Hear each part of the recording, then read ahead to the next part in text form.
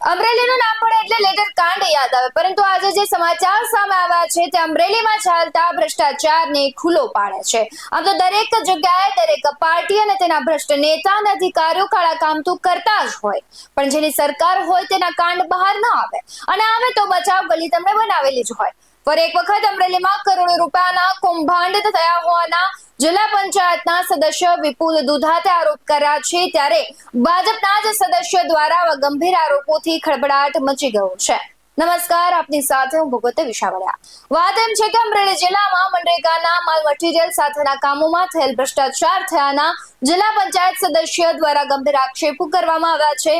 મનરેગામાં હાલ ભારત સરકાર દ્વારા ગ્રામીણ શ્રમિકોને રોજગારી મળી રહે તે હેતુસર રાષ્ટ્રીય ગ્રામીણ રોજગાર બાહેંધરી યોજના ચાલી રહી છે, જેમાં કરવામાં આવેલ કામોની રકમના 40% રકમ સીસી રોડ, બ્લોક પેવર કે કાચી સડક માટે ફાળવવામાં આવે છે, પરંતુ જિલ્લામાં એક બે કામોમાં જ આ પ્રકારની રકમ ફાળવવામાં આવે છે।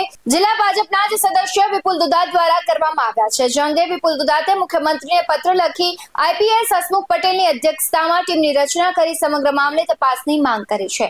જો આ તપાસ આઈપીએસ હસમુખ પટેલની અધ્યક્ષતામાં કરવામાં આવે તો એજન્સીઓ, અધિકારીઓ સહિતના કેટલાક કૌભાંડો બહાર આવે તેવી શક્યતાઓ વિપુલ દુધાતે વ્યક્ત કરી છે। શું કહી રહ્યા છે વિપુલ દુધાત, આવું સાંભળીએ। હું વિપુલ કુમાર મગનભાઈ દુધાત, સદસ્ય જિલ્લા પંચાયત અમરેલી। આપણા આદરણીય મુખ્યમંત્રી શ્રી ભૂપેન્દ્રભાઈ પટેલને મેં એક પત્રથી રજૂઆત કરેલી છે કે અમરેલી જિલ્લાની અંદર જે મનરેગાના કામો થયા છે એમાં જે શ્રમની રકમ થાય તેના 40% રકમ ગામડામાં વિકાસના કામો માટે ફાળવવામાં આવતી હોય છે। જે અમરેલી જિલ્લાની અંદર 2021 થી 2024ની વચ્ચે જે કામો થયા છે તેમાં અમુક તાલુકાની અંદર અને એના અમુક ગામડાઓની અંદર આ કામો ફાળવવામાં આવેલા છે, અને જે કામો નીતિ નિયમો ને નેવે મૂકી અને ફક્ત બિલ બનાવવા માટે કરવામાં આવ્યા હોય તેવી લોકચર્ચા છે, અને તેમાં 7 થી 8 કરોડનું કૌભાંડ થયું હોય અને ભ્રષ્ટાચાર થયું હોય તેવી લોકચર્ચા છે। અને આમાં જો તપાસ કરવામાં આવે તો ઘણા બધા અધિકારીઓના નામ ખુલે તેમ છે।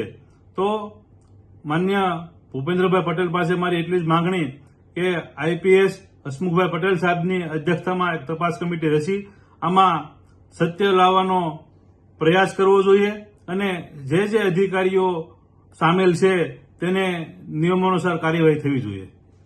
રાજ્યમાં આવા અનેક કૌભાંડો થતા હોય છે અને ભ્રષ્ટાચાર પણ થતા હોય છે, પણ સામે આવતા હોય ત્યારે એકબીજાનું ઢાંકી દેવા આ અધિકારીઓ અને નેતાઓ ક્યાંક ને ક્યાંક પ્રજાને નુકસાન કરતું કાર્ય કરતા હોય છે।